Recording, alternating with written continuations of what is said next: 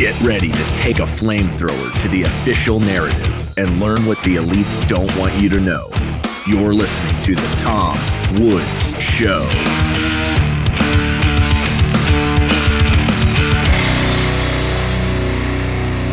Hey everybody, Tom Woods here. It is episode 2579 of The Tom Woods Show.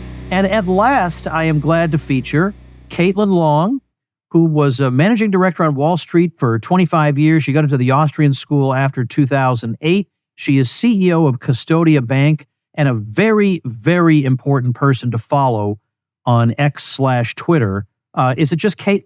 Tell me what, you have like an underscore or something in there, right? Yes, it's at Caitlyn Long _.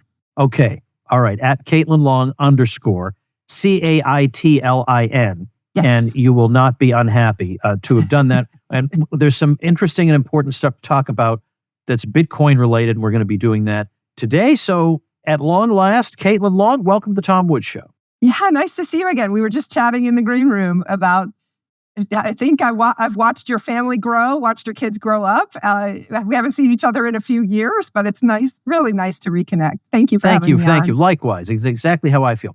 So you have been writing about some interesting and provocative material pertaining to a number of banks who had interactions with the crypto world and suddenly found the regulatory hammer hammering away at them. Yes. And the average person listening to this, or the average person is not listening to this, that's the problem, but the average person listening to the details of what happened might be inclined to say, because they have this natural inclination to support, quote unquote, regulators and regulation. Because as I've been saying all week on the show, the word regulation is very soothing to many people because it sounds like bringing order out of chaos.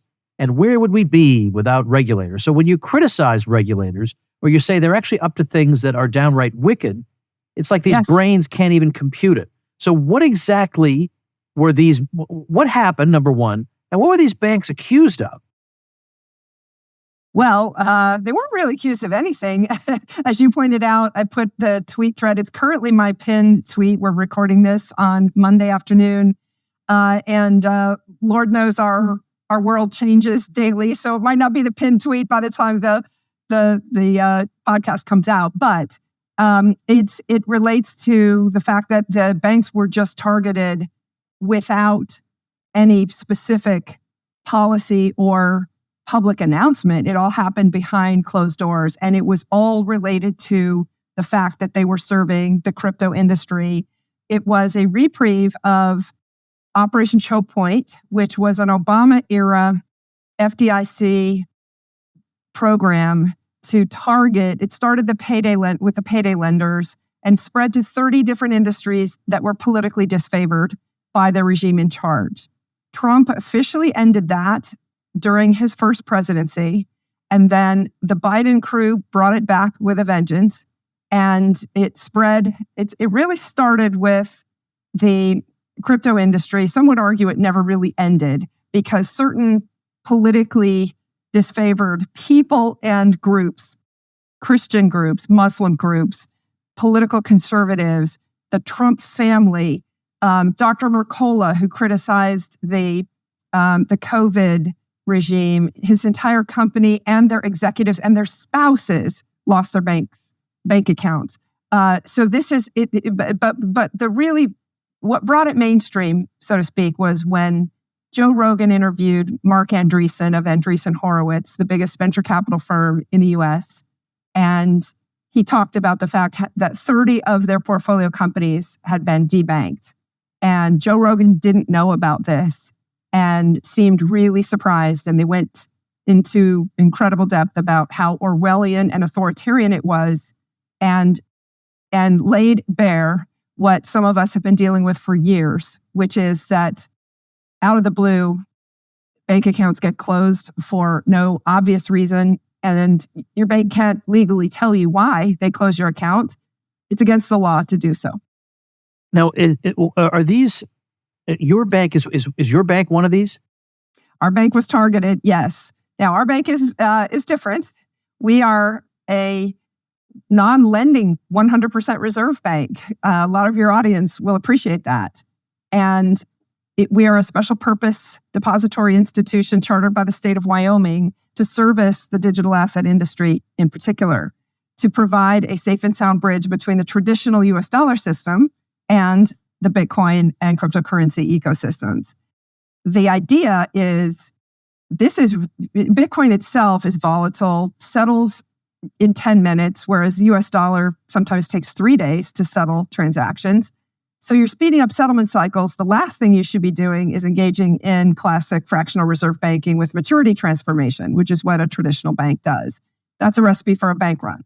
So if you're going to do this safely and soundly, the bank shouldn't lend. Turns out the FDIC, because of Marty Grunberg being in charge of the FDIC, he was the first person who started Operation Choke Point.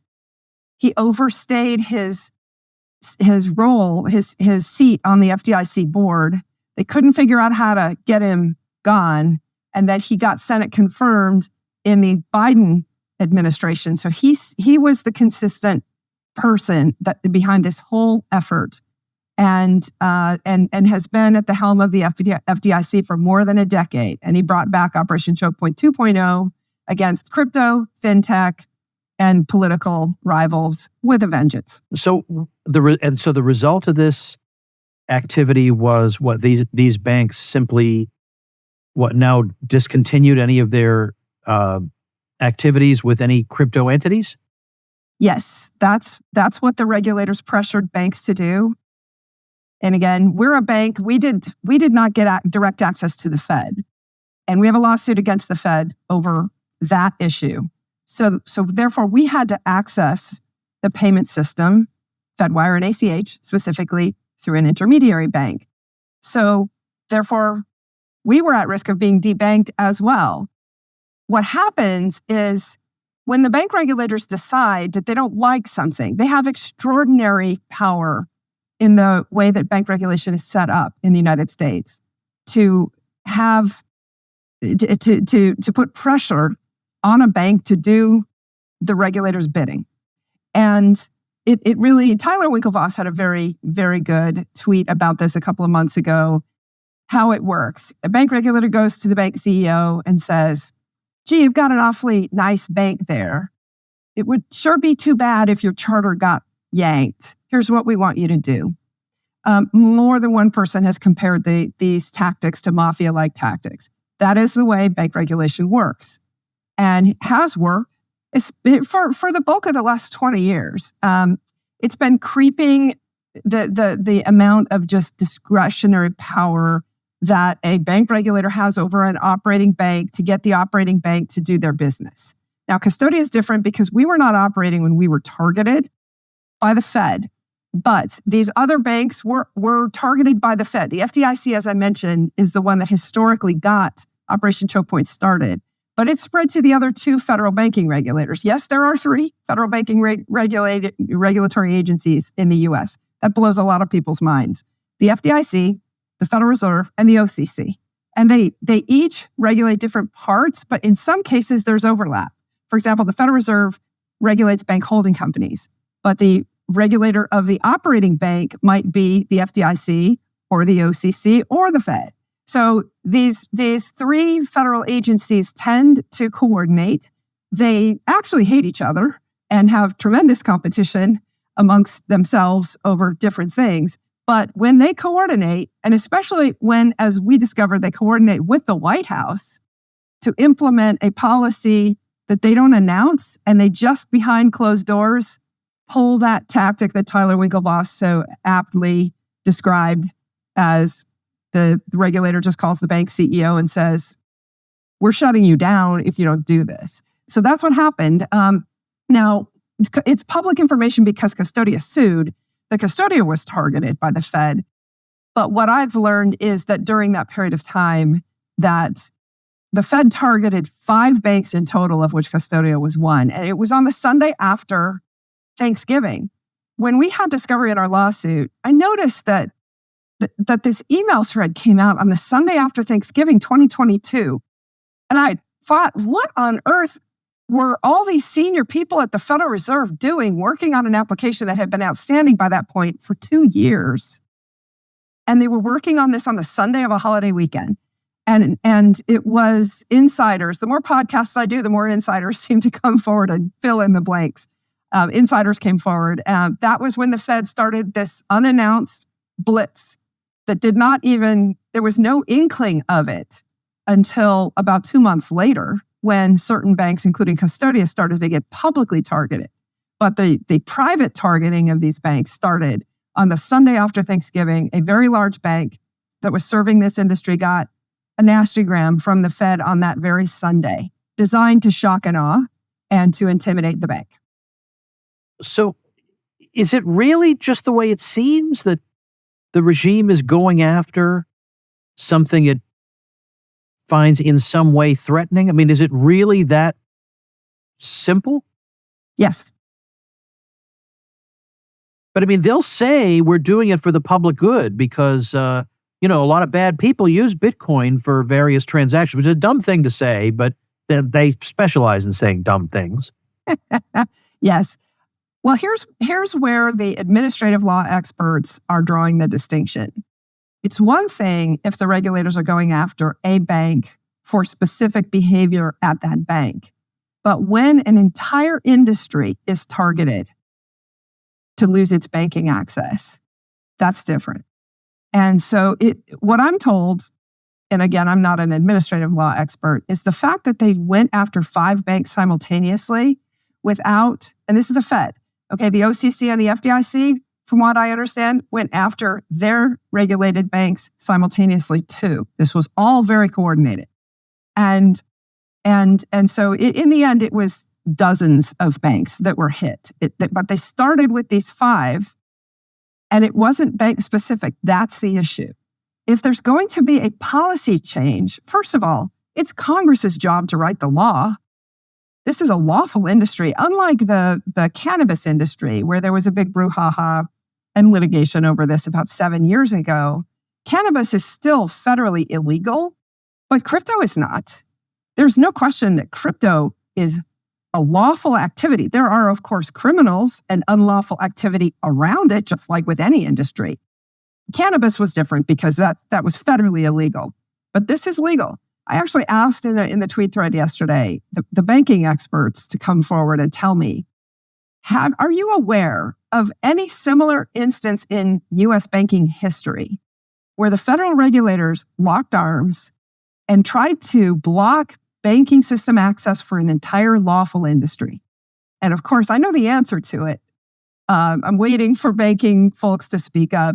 I'll tell you part of the reason why many of them haven't is that everybody's afraid. There's real fear of criticizing the regulators, that they're going to go after you if you're a bank, or if you're a lawyer practicing, that they're going to blackball you, or if you are a journalist, you're not going to get invited to the FOMC press conference and Jay Powell's not going to call on you. These are the soft power levers that the federal bank regulators use to keep their power. Folks, the days may be getting shorter now, but especially during the Christmas season, your to-do list sure isn't. So a great way to power through your busy days is with Factor's no prep, no mess meals. From breakfast to dinner and anything in between, Factor has easy, nutritious options to keep you fueled and feeling your best. Factor's cheaper than takeout and dining out, and you can customize your offerings to pursue your particular goals. So managing calories, maximizing protein intake, even avoiding meat if you want, it's up to you. And the food tastes great. You'll find guilt-free comfort foods like home-style chicken and gravy and loaded mashed potato pork chops. And you'll find gourmet plus dishes that feature premium proteins like truffle butter filet mignon and seasonal sides like broccolini, leeks, and asparagus. Factor's meals are fresh, never frozen, and they're ready in no time. No prep, no cleanup. Use your time more efficiently, so important during these dark months.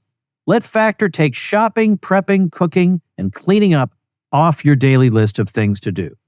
Head to factormeals.com/Woods50 and use code Woods50 to get 50% off your first box and 20% off your next month.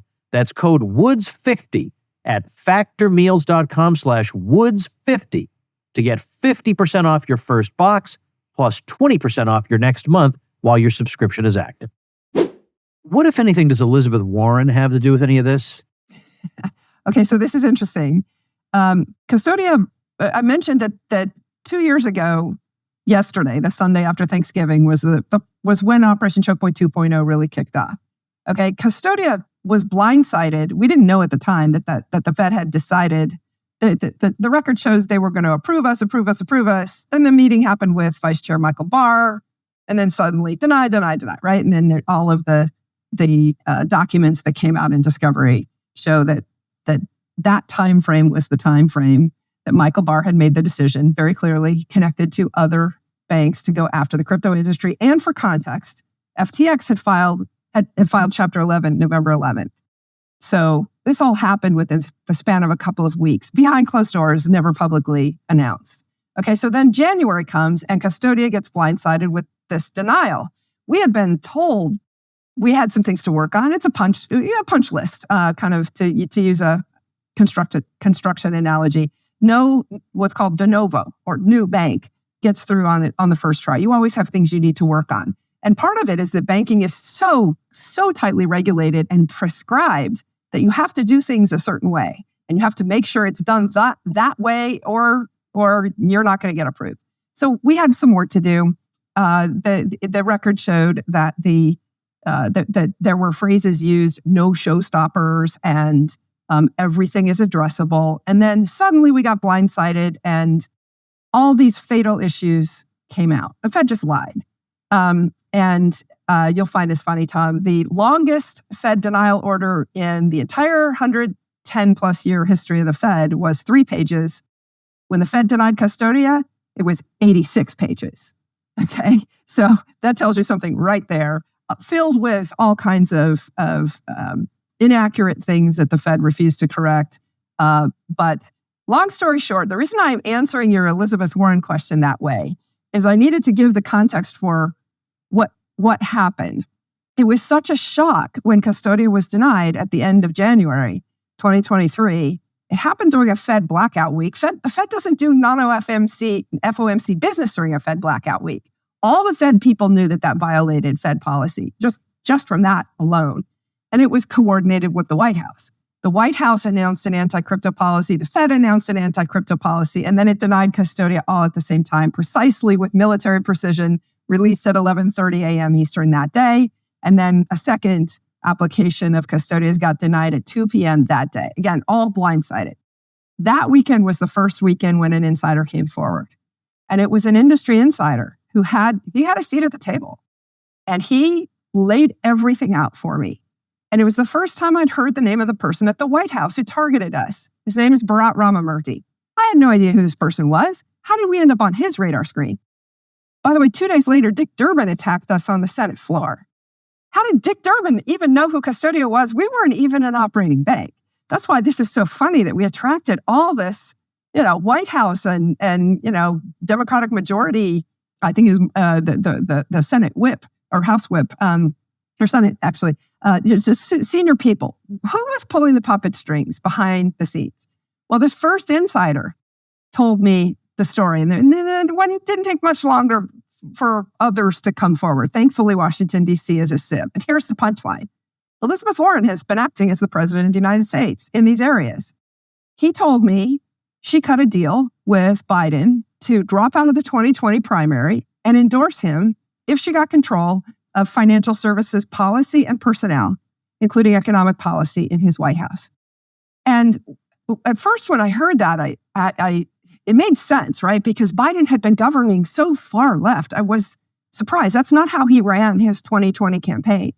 And at first, it was a secret. And then it was an open secret. A lot of people in D.C. were talking about this. Elizabeth Warren has control of presidential personnel. She got her people into literally the person who controlled presidential personnel. All financial services appointees had to go through her. She controlled them. And she controlled the economic policy at the White House. And this person, Bharat Ramamurthy, had been her head of economic policy during her 2020 presidential campaign. So again, it was a Democrat a moderate Democrat who was mad as hell at everything that had happened, who came forward to tell me what was going on. The second insider who came forward and filled in the blanks some more about Warren, also a Democrat. I will tell you, I'm grateful that so many moderate Democrats stood up and said this is wrong. And it's frankly, I hope they win the coming civil war in the Democratic Party, because those who govern so hard left under Warren's tight fist caused the loss of at the ballot box in this past month in the U.S. It was nobody expected Biden to govern as hard left as he did, and look at the results. Do you have reasonable hopes for the new administration then? Good question. Certainly the appointees that I've seen so far, the most important ones are Treasury Secretary and National Economic Council, give reason for hope. And but if I may interrupt, I've Yes. heard some concern about a possible name at the SEC. Well, here's the funny thing. I don't pay as much attention to the SEC as I do banking, because I'm living in the banking world. And banks can handle security. So from my company's perspective, the SEC issues are not as big as the banking issues. The banking issues are existential. But because again, if you're kicked out of the banking system in the United States, you're not a company, because the IRS requires you to pay your payroll through electronic funds transfer, and therefore you need a bank account. So if you can't comply with the IRS rules because you don't have a bank account, you're not a business. So I admittedly don't pay as much attention to the SEC. I will say it is true that the SEC and these three federal bank regulators, plus the Biden Treasury Department, plus, of course, the White House and Elizabeth Warren and Sherrod Brown, who was the head of the Senate Banking Committee, they were all working together on all this. It was all one. They locked arms and made this big move against the crypto industry in late 2022. And it was coming from Elizabeth Warren. But back to your question, am I optimistic? Certainly, it's not going to be worse than what happened with Biden Warren. Elizabeth Warren, what she and Marty Gruenberg at the FDIC have spoken about publicly is they're enamored with postal banking. And she in particular has given multiple interviews, Warren herself, that she wants a central bank digital currency. That's what they were really after. That's what this was all about. And they were going to quash any private competitor to creating the modern version of postal banking, which is a central bank digital currency where every one of us would have a bank account at the Fed. So that's what this election prevented in at least in this financial services industry. But to answer your question more directly, Tom, certainly I've seen some good people in Treasury and banking that are very open to technology and that are very open to change and recognize there needs to be serious change. The devil's going to be in the details. Are we going to have upheaval? Yesterday was when the announcement of the new FBI nominee came out, and there's been all the brouhaha over the FBI. It seems that he's a real change agent. The word disruptor is the word. And my question is, when these bank regulatory appointees come out, are they going to be disruptors, or are they going to be more business as usual?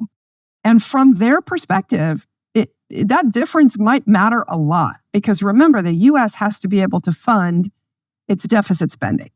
And so this whole notion of massive disruption, if it's not done right, could threaten the ability to finance the U.S. deficits.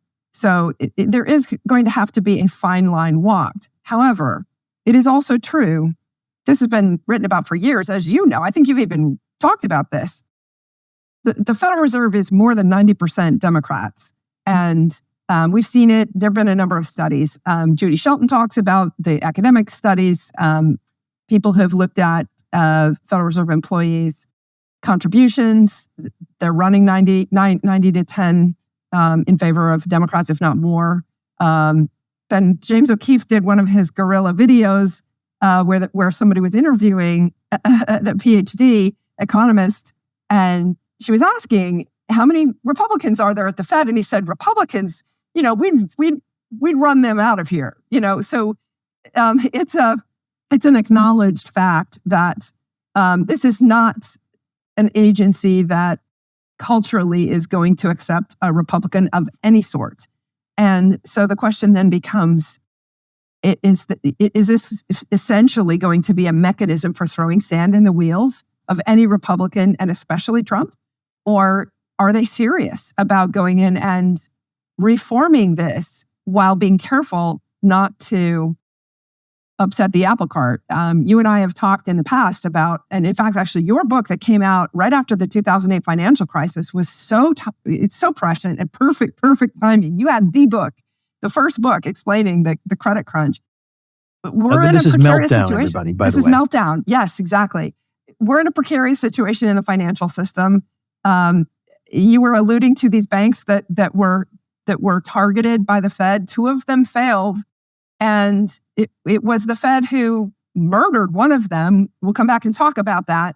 They survived the bank run. And then the Fed came in and threatened them and said, you're either going to diversify your business away from crypto from 100% down to 15% of your business mix. Massive change. And they gave them a short period of time. So functionally, it wasn't going to work. They weren't going to be able to pull it off. Or you're going to sell yourself, or you're going to liquidate. And the company chose to liquidate. But the reason I'm bringing that up in this context is the next day, the system-wide bank run started. So a relatively small bank in La Jolla, California, got murdered by the Fed, suicided, so to speak, by the Fed, and a system-wide bank run began. That tells you something about how unstable the underlying financial system is. Crypto was big enough to matter back then. And so therefore, at any point in time, we could have another big correction. And everyone knows this. I think I've done a lot of podcasts, listen to podcasts and interviews with Scott Bessent, the Treasury Secretary nominee. He's very cerebral, he's very thoughtful, very open to new technologies, very open to Bitcoin, and very open to Bitcoin not as a trading asset, but because it's freedom money and it's an alternative currency. He's very open to all of those things, including gold. He talks about gold a lot. He's personally been an investor in gold in his hedge fund for a while and done very well with it. He's talked about that in his recent podcast before he was nominated. So you get a sense for where he is. He's a deep thinker on all of these things. He's clearly read the Austrians and understands Austrian business cycle theory. So where am I going with all this? If they're going to do real banking system reform, it's going to have to be done very carefully in order not to bring on the vaunted deflation that Mises always warned about. And in these situations, I remember one of your speeches where you're talking about what should be done, and your response was nothing. Well, and I don't disagree with you, but the problem with nothing in the face of big corrections is that it brings on deflation. Mises was so thoughtful about deflation because deflation is what creates, and we're talking about just this asset deflation, not consumer price deflation, asset deflation, 1929 style corrections and depressions. It does bring on a lot of social unrest. And so there's a big debate, and I guarantee Scott Bessent's having this debate with himself, thinking through how far is he willing to go here? Because his job is to be able to continue to get the U.S. deficits financed, but he also understands the root of the problem. And how is he going to navigate that in 4 years? Those are big questions I don't know the answer to. Hey everybody, let's take a minute to thank our sponsor, Persist SEO. If you're getting buried by your competition online, then build your brand, your reputation, and your lead flow with digital marketing by Persist SEO. If you're a small local business trying to compete against large companies in the service industry, then increase your visibility with Persist SEO. What if you have low or no leads coming in on a consistent basis? Well, then website search engine and conversion optimization can help move the needle to a more prosperous business model for you. Are you tired of cold calling and networking? Use your website as a lead generation engine. What if you're not showing up for your services in the search engines? Well, get found with Persist SEO Expert Search Engine Optimization. All you have to do is call 770-580-3736 or visit them at ineedseo.help for a free website audit and consultation. That's 770-580-3736 or ineedseo.help. Well, let's talk about, if we might, what kinds of things, let's say you could get all the best people in there, and let's say that public opinion was on your side, so you're not going to face any public resistance. What would you want to get done? What would be 3 or 4 key things you would want to see happen? Oh, really simple. End too big to fail, end privatized profits and socialized losses, take away a lot of the subjectivity in bank regulators' assessments of operating banks. And anyone who's studied Austrian business cycle theory understands what I'm talking about here. It's not difficult to create a bank that's not going to fail. It's just a bank that sits 100%, it holds 100% of your demand deposits in cash. A bank that holds 100% of demand deposits in cash can survive a bank run. In fact, actually, I haven't disclosed this publicly, but Custodia deprecated our online banking in August. I've talked about how we were repeatedly debanked. We've had to rebuild mission-critical software integrations multiple times. The system was targeting us to try to bleed us dry. And I suspect deliberately because of this lawsuit, retaliation. But nonetheless, we deprecated our online banking and we actually gave the customers money back. And you know what's really funny is we announced it 30 days in advance. We didn't publicly announce this. We just went to all of our customers and said, we need you to take your deposits back. We have other deposits, but I'm talking about the Fedwire and ACH through a correspondent bank, to be clear. So we're still legally a bank, but we're not connected to Fedwire and ACH anymore. We're functionally a vault. But here's the point. In a traditional bank, when they say, hey, we're going to go out of business, what do you think happens? Everybody lines up and takes their cash out as fast as possible because everybody knows it's classic, It's a Wonderful Life. Everybody knows that the money's not there. It's been lent to Joey and in his house and lent to Susie in her car, right? So everybody knows, and the data's there. It's about the community banks have about 8 cents in cash to back their demand deposits, and the larger banks have about 12 cents in cash. It works out to be a little bit less than 10 cents in cash on average to back demand deposits. So that is inherently a system that's not stable. Not rocket science to make it stable, Tom. So it just depends on how far the team wants to go to make it stable. Because I think everyone acknowledges it needs to be made stable. And we do want to end this corporate capture, to use RFK Jr.'s apt phrase, of the regulatory apparatus. And that regulatory apparatus has certainly been captured by the banking industry. I mean, heck, the banks sit on the FOMC and vote themselves interest on reserves. That's a conflict right there.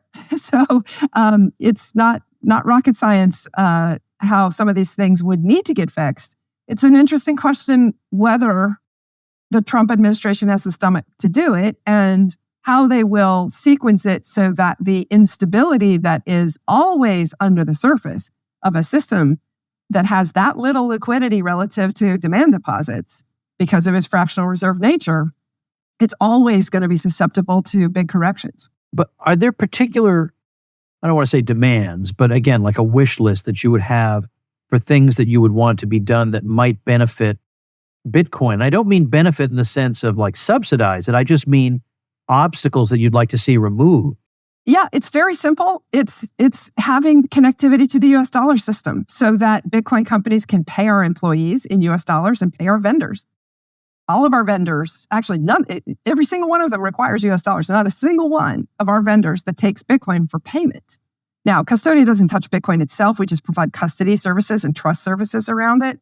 But the point is that we need dollars. Even though we are a company that's providing services to the Bitcoin industry, we still have to pay our employees and our vendor payments and our taxes in US dollars.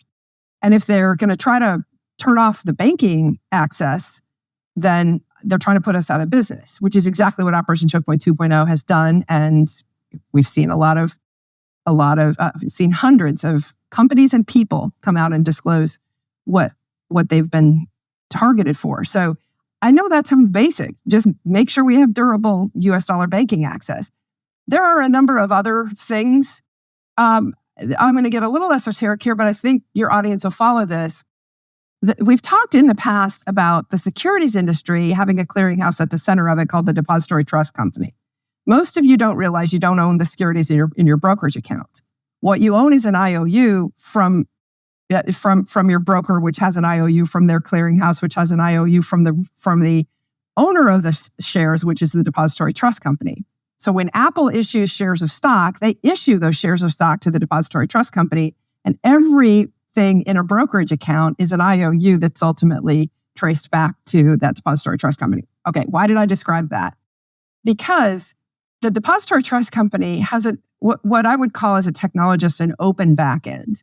All of the securities firms know how to integrate in with it, and they use the same messaging standard to communicate. If you sell your Apple shares to me on the New York Stock Exchange, that's just messaging about ledger entries, and they have a protocol for doing that. That is not what the Fed does. And this is a very important point. The Fed picks a small number of approved technology integrators. What do you think happens to the small number, this oligopoly, this Fed-bestowed oligopoly of technology integrators, through whom every one of the 10,000 banks and credit unions in this country have to integrate? All but the very largest banks. The very largest banks can build their own integration.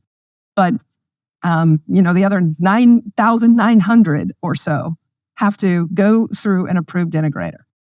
Those approved integrators have gotten fat and happy.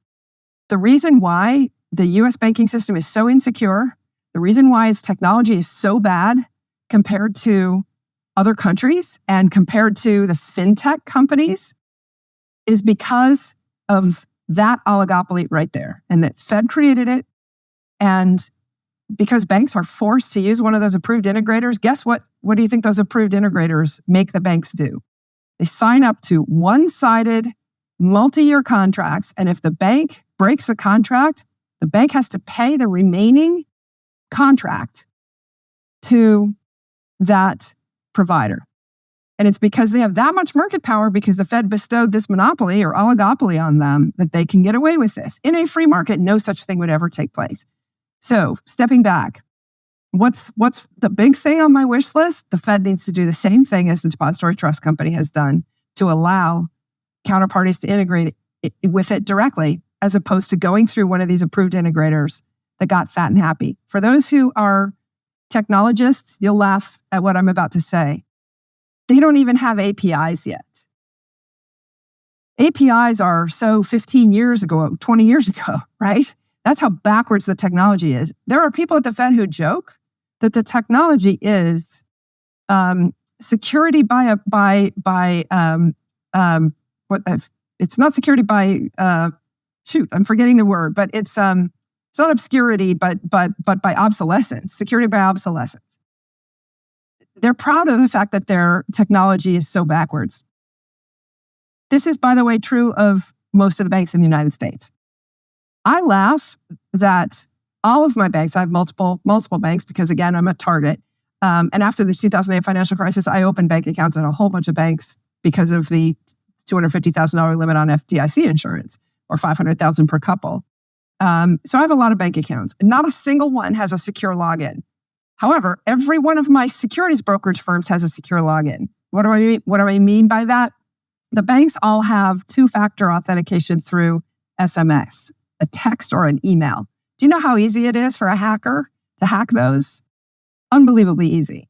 Whereas if you go to your brokerage firm, they're probably going to make you use two-factor authentication through something called like Google Authenticator or a TOTP token is what it's called.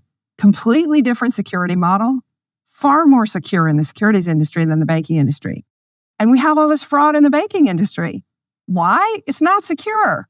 The banks would love to upgrade, I'm sure, their security and get away from these insecure two-factor authentication methods. But guess what? The banking cores aren't ready to do that yet. What is meant by the idea of a strategic Bitcoin reserve, and what do you think about it? Well, this is my home state of Wyoming, Senator Lummis's idea, and I've supported it. It's not something that I would, in a vacuum, pursue. But the U.S. government has confiscated through law enforcement a number of Bitcoins, and instead of selling those Bitcoins, this is her basic idea. Instead of selling those Bitcoins, Bitcoin's digital gold. Why doesn't the U.S. government just hold those instead of liquidating them for dollars and have it appreciate? Now, they've taken it to the next level. And actually, it was funny at the Bitcoin Nashville conference in July, RFK Jr. and Trump were competing with each other on who was going to buy more Bitcoin in their Bitcoin strategic reserve proposal. They're actually going to take U.S. dollars and buy Bitcoin as a way to try to defease the debt. That is a far smarter idea than spending money on whatever wasteful government program. But I think most of us would step back and say, better idea is to just cut taxes and give the money back to the people. However, the basic approach is the U.S. government owns a lot of Bitcoin right now already because of Bitcoins that have been confiscated through law enforcement activities. And the proposal is just hold on to those. Don't sell them. Stick it in a reserve that you'll never touch and just let it grow. And over time, as we believe, Bitcoin, because of its scarcity, Bitcoin is right now the inflation rate of Bitcoin is half of that of the inflation rate of gold. So it is the scarcest monetary commodity in the world right now, and therefore it is likely to increase in value over time. I'm not making a near-term price prediction, but I am saying something that gets more scarce every 4 years and is already more scarce than gold. It is digital gold already. It's going to keep getting more and more scarce every 4 years. Ergo, likely, there's going to be a supply-demand imbalance that pushes the price up. That's simple. And instead of selling it now, just hold on to it and defease the debt down the road. Is it just me, or when I see people with their wish lists for what they'd like to see in let's say a pro-Bitcoin administration? Yeah. I don't want to pay 20% when I sell it, if I do. And I know you're not allowed to sell it because that violates the sacred principle of holding it forever. I understand that. I haven't sold one since 2017. But it doesn't matter. In principle, I should be able to do that and not have to pay 20% on it. It's incredible to me that's like, I don't know, is that down at like number 17 among people's concerns? For me, it's number 1. Yeah, great point. And again, like I'm so tunnel vision right now on what I'm trying to do with my company that I'm very focused on the banking piece and not as focused on the tax piece. Candidly, money shouldn't be taxed at all. And again, I think a lot of the purists would say there shouldn't be taxes, period. It should all be voluntary. But if you are going to have taxes, are you going to tax monetary instruments, right? We've never fixed this problem with gold. You still have the same capital gains tax problem with gold.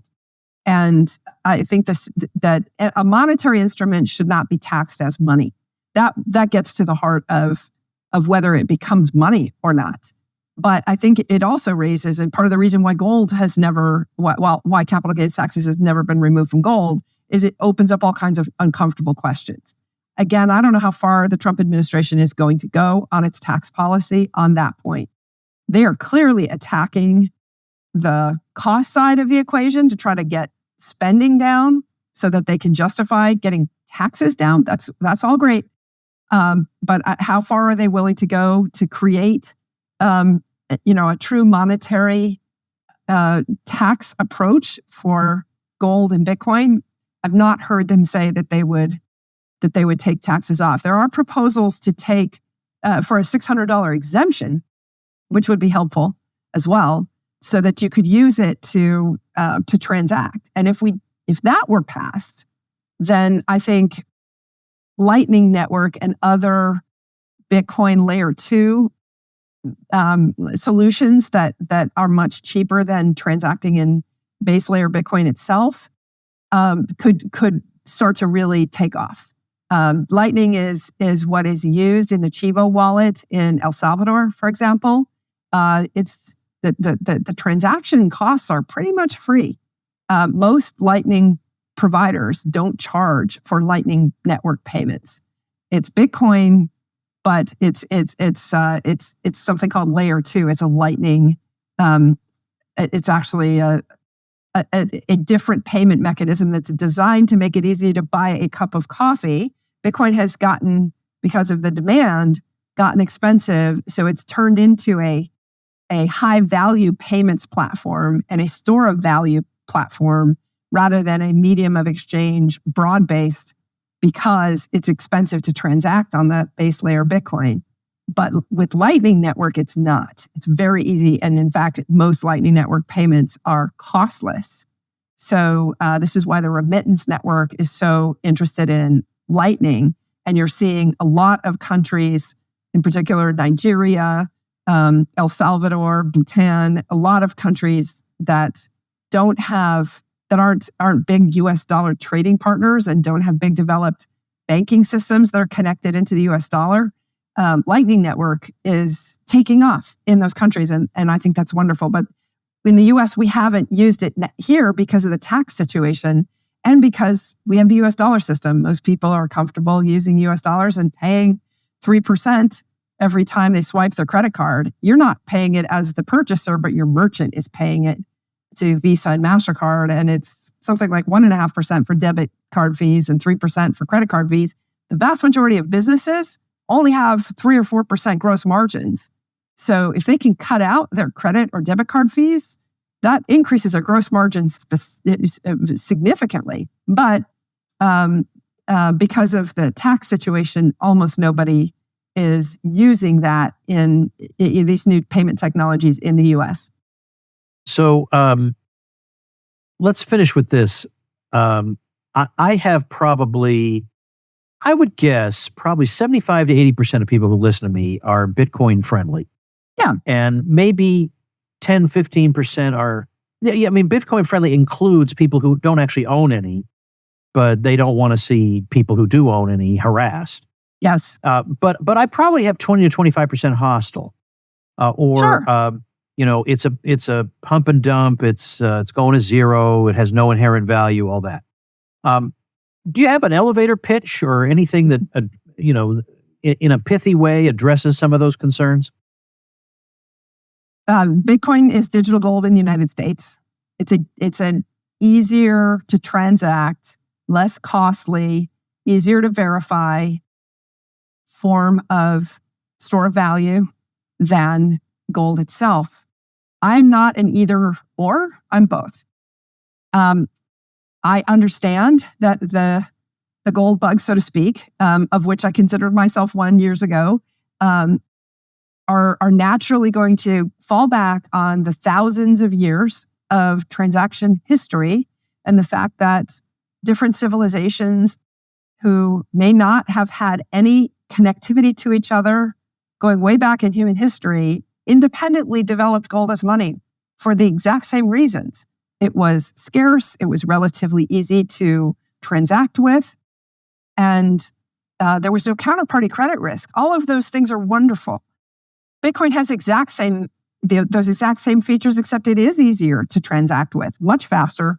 As Lynn Alden, one of my favorite authors of recent scholarship in our Austrian school, her book Broken Money is phenomenal. And she's an engineer, and she caused me to see something I hadn't thought of before, which is that the entire structure of the financial system, all these layers of intermediaries that we have, and all this leverage that got built into the system was done to abstract away a really simple problem. The data leg of a financial transaction has traveled at the speed of light ever since we laid the intercontinental telecommunications cables more than a century ago. But money, because it was gold back then, moved at the speed of matter. So data moved at the speed of light, money moved at the speed of matter. Really simple. Only an engineer would look at the problem that way. But when you look at it that way, it all makes sense, doesn't it? It wasn't easy to move the money. And so the financial system started to abstract paper IOUs to the gold because those were much easier to move than the gold itself. But the aha of Bitcoin is that you can move Bitcoin itself at the speed of light. This is the first time in history that a monetary instrument can move as fast as the data leg of a transaction. The money leg and the data leg can move across time and space at the speed of light and simultaneously. That has never existed before. And that abstraction problem with gold is solved with Bitcoin. So I'm a huge fan of it. I recognize it's new, and a lot of folks are more interested in falling back on the thousands of years of tried and true history of gold. And Bitcoin's only 15, 16 years old. So it's newer, but I do believe it will continue to prove itself. And I've always been a both, not either or. Well, that's exactly not only I put my money where my mouth is, so to speak, because I also own both, and I'm quite happy to do so. So where do people follow you? Twitter is where I'm most active, at Caitlyn Long _ custodiabank.com is the company's website. We're also active on LinkedIn, not on any of the Facebook platforms for privacy reasons. So any Caitlyns you see on Facebook or Instagram or WhatsApp are fake. Just beware, as there are plenty of those fake ones out there.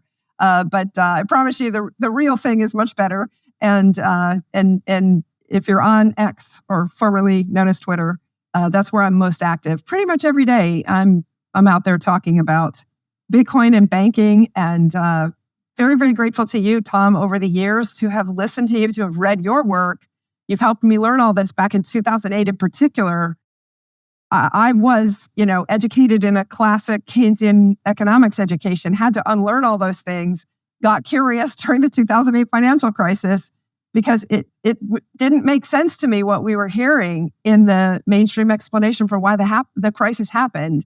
And I went on a deep and broad personal journey of learning alternative schools of economic thought and came across the Austrian school. I'm very, very grateful because that's how I found Bitcoin relatively early, was through, it was actually an old Jeffrey Tucker, liberty.me private email group that I was on in 2013 when I finally decided to take the deep dive after having seen it in various chat rooms the year before. And like so many, maybe this is a good place to end, the skeptics, every one of us was a skeptic, myself included. Like so many, I started out skeptical, thinking there's no way this can possibly work. But the deeper I got down the rabbit hole, the faster I realized, wow, Bitcoin is very special. One of my proudest moments in my professional life was orange pilling, so to speak, my mentor in Austrian school economics. I've always kept his name confidential. He was so negative, and a big gold fan, so negative on Bitcoin. And if I told you now he's even more of a Bitcoiner than I am, you'd recognize that when the student teaches the teacher, it's one of the proudest moments of someone's life. And I'm very, very proud to have orange pilled him. And he now pushes me even harder to be, he thinks what we were doing with starting Custodia, trying to do a 100% reserve bank in the US dollar system, was a complete waste of time. That we should all be spending our time on Bitcoin and nothing but right now, because it is the future, it is the alternative. And this US dollar system is so inherently unstable that in his mind, it's not worth spending time on it. I'm not quite there, but it's just funny to see how someone who was so skeptical, when they finally took an open mind and really took a deep dive, went opposite to the exact opposite end of the spectrum. So I would challenge any of you who are skeptics, take an open mind, go read Lynn Alden's book. It's a great place to start, or Saifedean Amos's book. Lynn Alden's is Broken Money, and Saifedean Amos is The Bitcoin Standard. Both Lynn and Saifedean started out as Bitcoin skeptics too. It's okay to be skeptical, but just have an open mind. That's all I'd suggest. Well, fair enough. And I'll say also that we're very happy to have you, because I sometimes look at the interactions you have with people, and it must be gratifying that I'm sure you have your opponents, but among your friends, you are very well liked and respected, and your opinions are held in very high regard. And so that's why I'm particularly happy to be able to talk to you today. So thanks so much for your insights. I will direct people your way. And thank you very much, ladies and gentlemen. Make yourself and those you love less vulnerable to the regime, both mentally and physically. Get more forbidden information at tomsfreebooks.com, and be sure to subscribe to the show wherever you listen. See you next time.